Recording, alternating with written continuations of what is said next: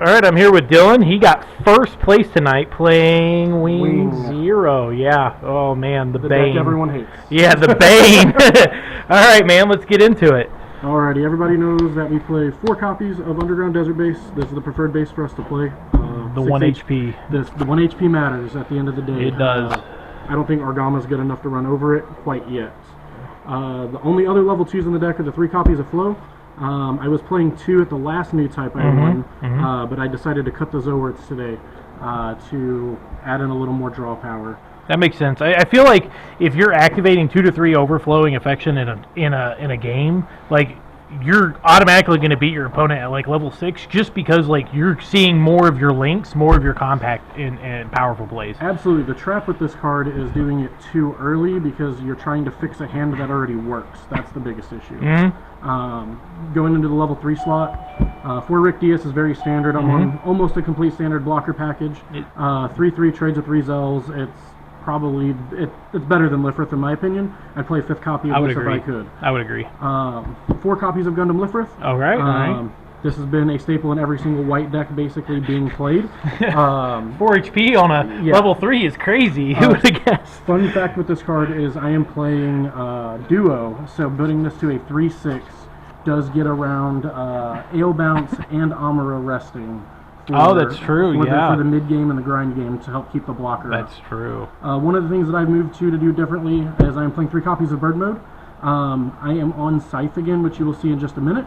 Having the extra EX resource going first allows you to catch up on the not going second and maintain tempo. Had a game where linking this on turn 3 or turn 4 matters to break those 5 HP bases and take control of the game. That also probably made a big difference today because I assume that since you were not on the Death Scythe package before, you were probably on the Shenlong package prior. I was playing 4 copies of Shenlong. And instead. Today was all aggro. Yes. It was all aggro today, so this probably made a big difference. Being able to get an EX and then trade out, like that's big. Getting an additional blocker out on a turn makes a big difference in aggro. Having the extra resources. It sure does. I am on 2 copies of Unforeseen Incident. This card won me 2 games today. Hell yeah. Giving me super good value trades, specifically actually with the Bird Mode. Killed a Tallgeese token and a linked RX-78 today, and that was in my finals round, so it really came up. It made a big difference. This card is like, it's almost, I don't know if I would consider it better than Close Combat, but they both definitely can be like used as trap, like essentially trap cards when your opponent like attacks into you. The best variation of, or the best iteration to use this card in this deck list is anything that has Chang on it. Okay. So Chang specifically says if the unit has Breach, so level 6 Wing Gundam, any of the Shenlongs. Yeah. So many times I swing with level 5 Shenlong, pop a blocker, they block with an Ale, and then you Unforeseen Incident the Ale, so you kill it, take no damage, and still get your Breach 4. Oh wow! It is insane. You're trading an Unforeseen Incident for two cards, plus a base usually. Yeah, plus a base, which is really strong. Correct. That's crazy. Yeah. Funny one of. Launcher Strike Gundam, this is the other card that I added in today. The first one was the 3rd Flow. This is the one of. Okay. This is inherently better than Zower in every single way other than it comes down later. Cost a little bit more, yep. Yep, doesn't die to Shenlong Gundam. That's the biggest thing. I'm not playing any Earth Alliance to link this thing, but it is just a flat 3/4 to play on curve, which goes with the weird 4 copies of Gundam Heavy Arms. I'm seeing a lot of this card lately, yeah.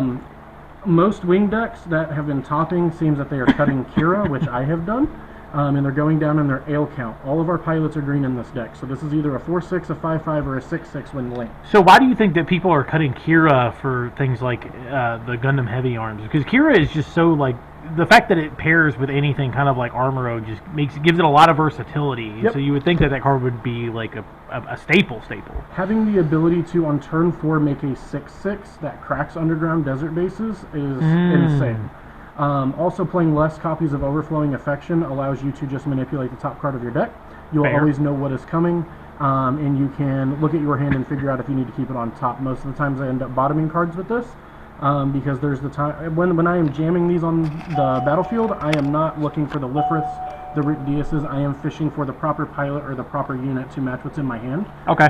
So if I can play 2 or 3 of these in a turn for late game or mid game, I have the ability to find my Scythe link, my Wing link, it helps me set up for the next turn with That makes having a sense. good sized body. It seems like you're very invested in getting to your combo cards Yes. and then just powering through your opponent through that. Yeah. This is the way that I have this built right now. It's the Swiss Army knife. It does a little bit of everything. Okay. The only thing it does best is board wipe because Wing Zero is a card. Yeah, I'm so tired of seeing Wing Zero players fumble like 4 times all the way to level 8 and then win anyway. They just get there. You are absolutely right. Funnily enough, Wing Zero only mattered in one of my games today, and it was not the finals. That's crazy. So it was. I was against the blocker matchup, and I just had a Wing Zero with 4 blockers, and I was eating 1 shield a turn because of the high maneuver. So it just allowed me to get through. Like, not playing Wing Zero is kind of crazy because you a lot of wing decks really depend on that card just to like catch up late game. It is a crutch. It really is a crutch, and it prevents a lot of the Wing Zero decks from like fully evolving into what they could be. Yeah, exactly.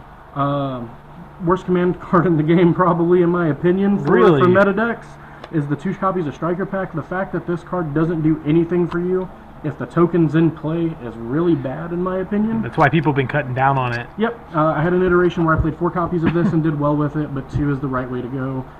This is your agree. 5th and 6th copy of Gundam Lifrith, is the best way to look at it. Yeah, I mean, yeah, you do get the 2/4, the 4/2. The 4/2 is really great for late game. Yep. But the surprise of the 3/3 is a really big deal. But the fact that you can't do that consistently creates a bottleneck where like this level of uncertainty. Yeah, where this card just like if it clumps in your hand, it's bad. But if you see it in shields, it feels like the best card in the game. Unless you already have one in play. Yep, that's true. That's true. If you have one in play, like like an Elfrith token in play, and they crack that, oh man, I just want to cry. It's the first card I use to block. Always. I've seen some people just leave their Launcher Strike token sitting there, and then they end up hitting into a Striker Pack. Feels bad, man. When I play Striker Pack, I want to get that token off the board like the next turn. Yep. And then you're always making the 2/4 because if you're against Red, Sailor's Light Cannon just kills it like the Tallgeese token. Absolutely. So it's 2/4 or bust all the time. Going into the higher mid-range and late game of the deck, we're playing 3 copies of Ailstrike Gundam. We are not playing Kira, as I said earlier. That makes sense. That's because we are only wanting the green stuff to really resolve and do their thing. All of the pilots in the deck are level 4, so you always get the bounce. Okay. Duo makes this a 5/6. Also doesn't get rested by the Amuro. All right. So it's a mainstay staple. I'm going to do pilots and units for the big stuff here at the end. Yep. Playing two copies of Cheng Wufei and 2 copies of level 5 Shenlong Gundam. There he is. Back to the jack of all trades Swiss Army knife of the deck. This is for your blocker matchup. This specifically just eats their board, and if you realize that you don't need this card to play, you pitch it off of flow because you can usually see what your opponents are playing by the time you're wanting to discard. It is really funny that this card just seems bloated for a level 5 and cost 4. It seems so bloated, and it was not played for like the first 2 months of the game. Once we have moved to the blocker slot meta, it is a mainstay for any wing deck. Absolutely. Some play 4, some play 2, some play 3. I find 2 being the best option for it because it doesn't do everything. Yep. And that's what you want your deck to be able to do.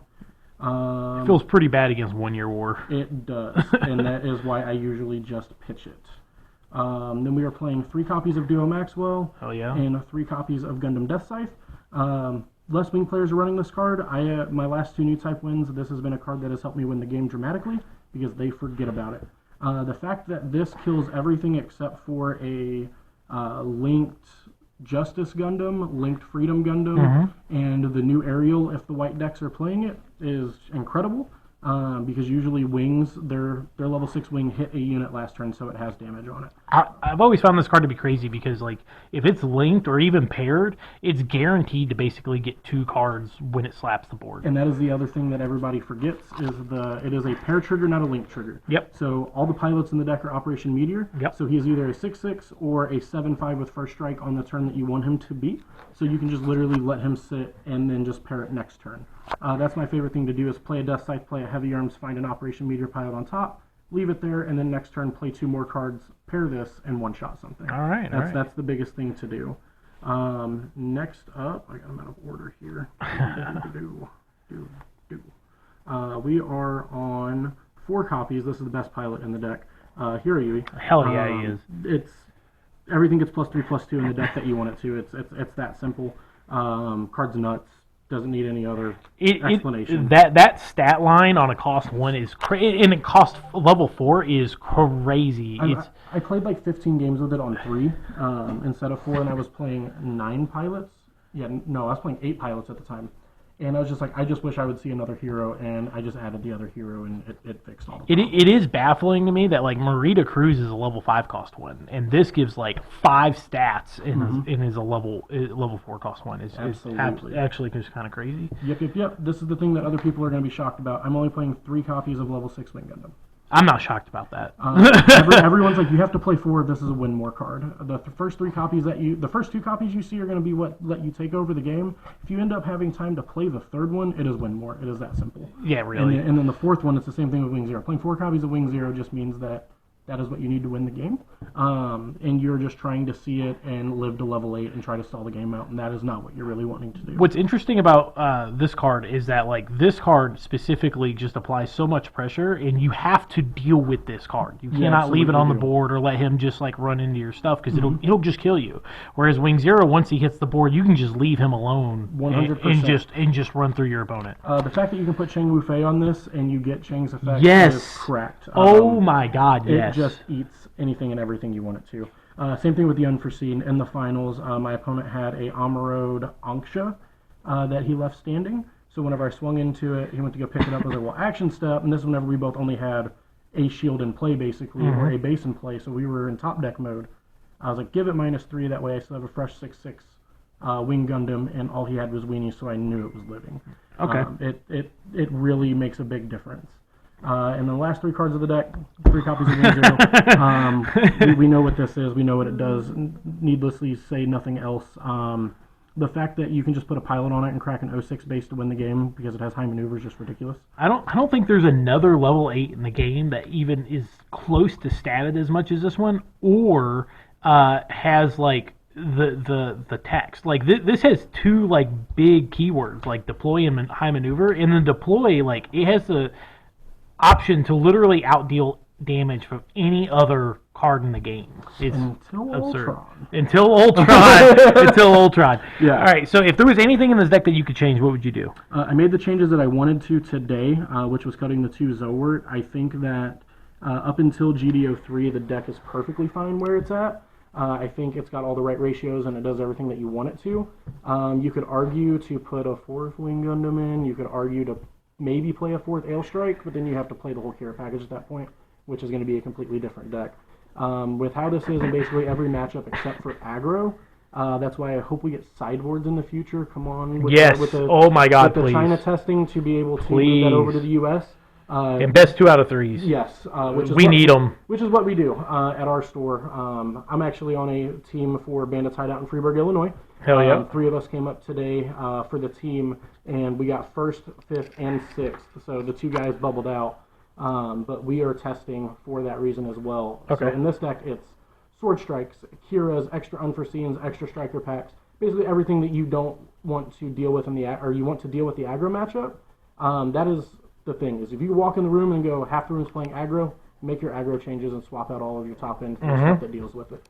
Those are the changes that the deck needs. It's all just based on what's in the room. What you're seeing, yep. All right, and do you have any shout-outs? The guys at Bandits Hideout, we play this game 7 days a week almost, and we play a crap ton of games. BH Golem, BH Heavy Arm, BH Bandit, Carnage, those guys help me test so much with this deck to be able to get my games in and figure out what I don't like and what's not working. And they all play different decks, which is amazing. So that helps us out a lot. And then, of course, shout out Enchantment Alley that hosted the Newtype today to allow me to come out, show face, and catch a win. I'm stoked to come out here, and I continue to come out here. I was here for their Newtype 2 and got top 4. It's been a great day, and I appreciate everybody that's tested with me, played games, and helped me get to where I am. All right, hell yeah, brother. Absolutely, appreciate it. Thank you for doing a profile, Absolutely. and be safe going home. Will do. I'll see you next time. Yep.